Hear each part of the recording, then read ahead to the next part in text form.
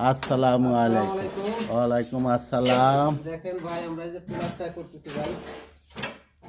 হ্যাঁ, এই যে হচ্ছে বিদেশি প্লাস্টার, বিদেশি প্লাস্টার। এইভাবে করতে হয়। হ্যাঁ, এইভাবে করে তারপরেও সৌদিরে টাকা দিতে চান, এত সুন্দর করে করি, এটা দাঁড়টা বানাইছে এই যে মেস্তরি আমার। টাকা দিতে চায় না। হ্যাঁ, কি টাকা করার দেবে। ভাই, এলো আমাকে প্রবাস। বিদেশে আসছেন ভাই, আপনারা বাইরে কিনতে আইছেন, দেখছেন? এই দেখেন কিভাবে কাম আমরা করি।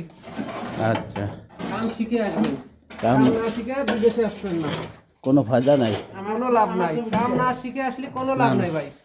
হুম, কাম শিখে আসবেন, লাভ আছে।